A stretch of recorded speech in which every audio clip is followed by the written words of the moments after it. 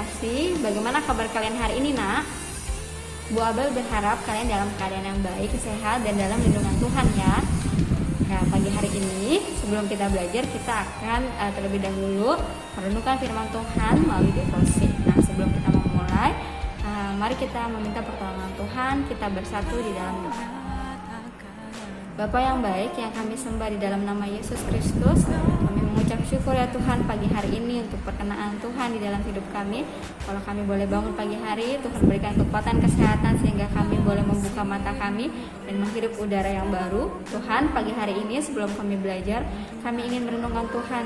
Kami juga ingin merenungkan firman-Mu ya Bapa.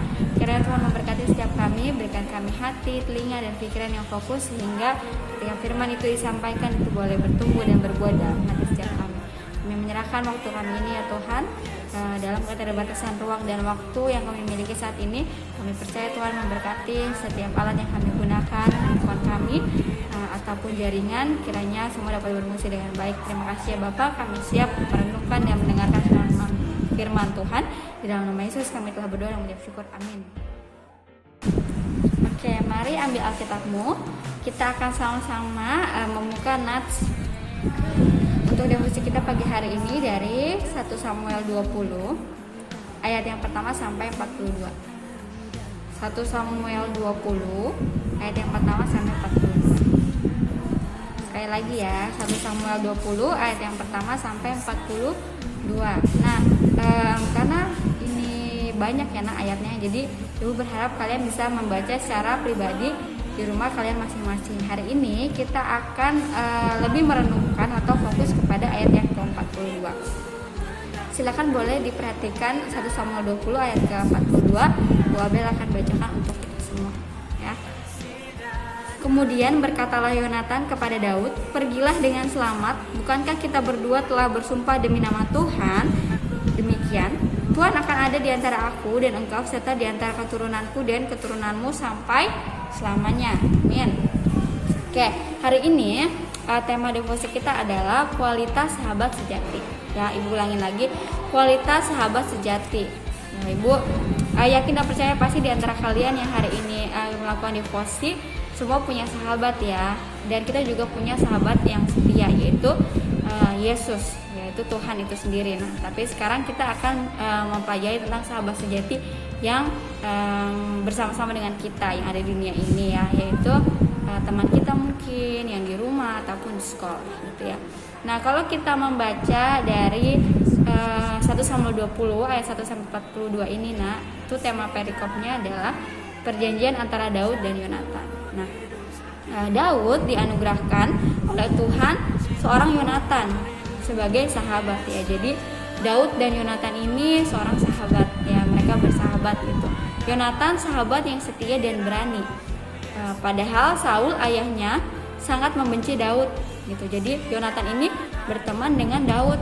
Ya, Yonatan adalah anak dari Saul, tapi Saul ayahnya Yonatan ini sangat membenci Daud. Tapi apa yang dilakukan Yonatan? Yonatan mengasihi sahabatnya seperti jiwanya sendiri. Kalau kalian baca di ayat 17 dari 1 Samuel 20, nanti kalian akan menemukan di situ bahwa Yonatan itu sangat mengasihi Daud ya, seperti dia mengasihi dirinya sendiri.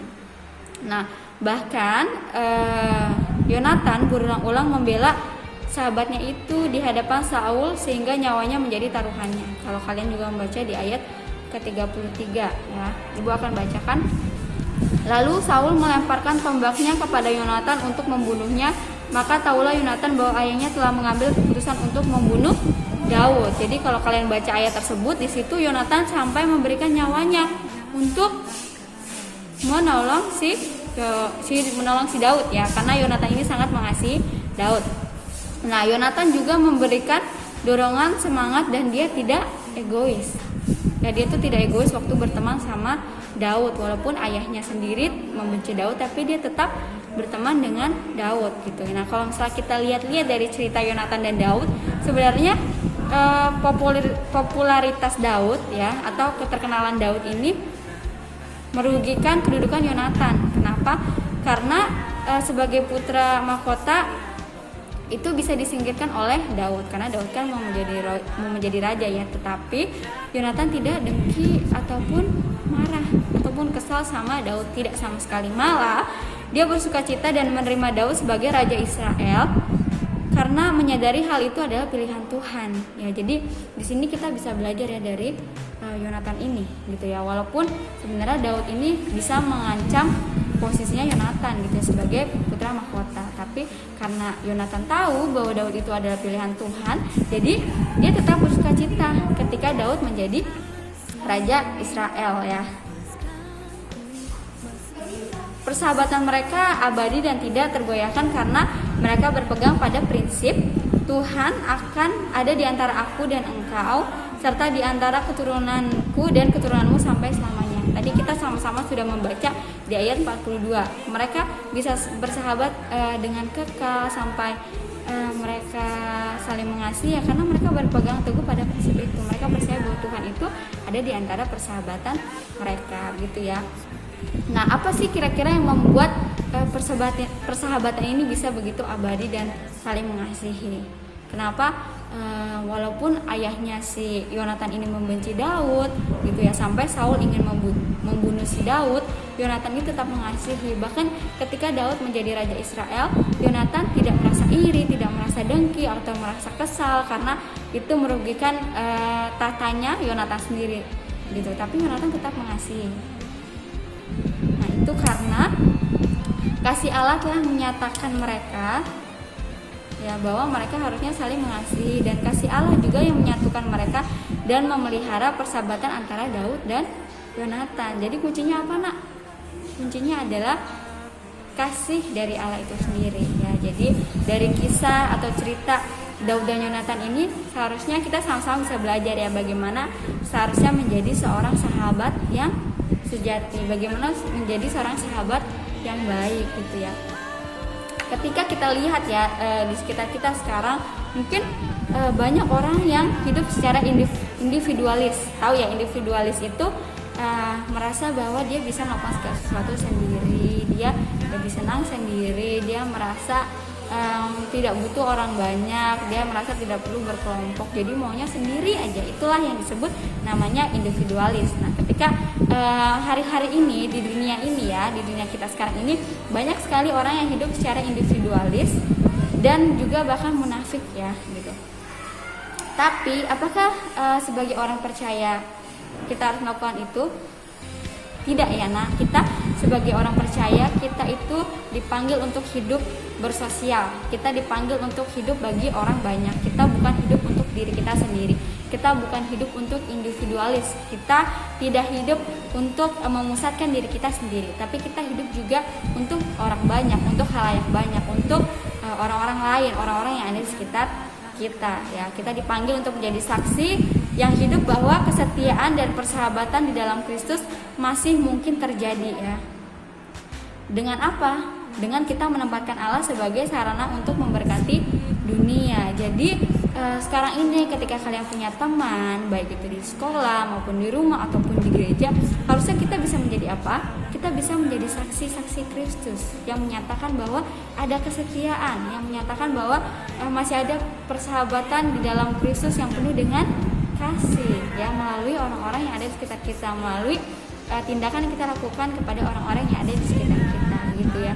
Seharusnya kita bisa meneladani kisah ini, kita bisa meneladani bagaimana Yonatan begitu mengasihi Daud di dalam banyak hal yang terjadi gitu ya. Dan seharusnya begitu juga kita. Seperti apa sih tindakan-tindakan yang bisa kita lakukan misalnya di sekolah? Tidak membuli teman gitu. Jika mungkin dia memiliki hal-hal yang berbeda dari biasanya, hal-hal yang tidak sama dengan yang kita punya, kita tidak boleh membuli ya. Kita harus menolong ya, menolong teman kita yang kesusahan, yang memang butuh dibantu ya. Itu adalah salah satu contoh bahwa kita bisa menjadi sahabat yang penuh kasih gitu ya. Terus juga mengajak sahabat kita atau teman-teman kita melakukan tindakan yang baik ya, yang benar gitu. Bukan malah misalnya mengajak main game terus nggak kerjain tugas, atau main sampai malam nggak pulang-pulang ke rumah, atau nyontek, ngajakin teman nyontek, atau malah ngajak temannya untuk misalnya tidak berangkat sekolah, bolos, ataupun melawan guru dan sebagainya. Itu adalah tindakan yang tidak baik. Kita tidak menunjukkan bahwa ada persahabatan sejati, ada persahabatan yang penuh kasih di situ, nggak ada gitu ya. Seharusnya kalian bisa menunjukkan bagaimana menjadi sahabat-sahabat yang sejati, menjadi sahabat-sahabat yang penuh kasih gitu, karena Allah telah terlebih dahulu memberikan kasihnya kepada kita gitu ya, seperti kisah Daud dan Yonatan yang kita pelajari hari ini. Nah, hari ini melalui devosi kita, melalui ayat-ayat yang sudah kita baca, Ibu berharap kalian bisa merefleksikan ya, bagaimana seharusnya kita hidup sebagai saksi Kristus ya, terutama menjadi sahabat untuk teman kita, menjadi sahabat untuk sahabat kita gitu ya, menjadi orang yang bisa memberkati orang lain yang ada di sekitar kita. Mari kita refleksikan, apakah kamu selama ini yang mengaku ini sahabat aku, ini si ini perginya sama si ini terus kemana-mana, apakah di dalam persahabatanmu itu betul-betul kamu sudah menaruh kasih? Apakah betul-betul di situ kamu menyatakan kamu bisa menjadi berkat bagi dunia, bagi orang lain? Apakah ada kesetiaan di dalam persahabatanmu itu gitu ya? Atau malah di dalam persahabatanmu justru tidak ada kasih, justru kalian tidak saling memberkati? Itu yang salah ya gitu. Boleh nggak punya sahabat, Bu? Boleh gitu, boleh punya sahabat, tapi contohnya adalah Daud dan Yonatan, bersahabat dengan saling support ya, saling mendukung satu sama lain ke arah yang lebih baik, saling membangun gitu, sehingga kalian bertumbuh dalam persahabatan itu. Jangan sampai kalian bersahabat, berteman sama orang, justru itu malah membuat kalian jadi mundur dari Tuhan, membuat kalian tidak bertumbuh, membuat kalian semakin buruk ya. Jangan, tapi bersahabatlah dengan orang yang bisa membuat kalian bertumbuh, dan jadilah sahabat yang bisa membuat sahabatmu atau rekanmu juga bertumbuh ya. Pasti bisa kok. Susah nggak? Ya susah, tapi kalau susah bukan berarti tidak bisa dilakukan ya. Oke, yang kalian harus ingat juga adalah sahabat sejati tidak memaksa kamu untuk mempercayainya ya, tapi ia memastikan bahwa kamu mempercayai Allah. Jadi sekarang coba tanya sahabatmu ya, atau tanya dirimu sendiri gitu.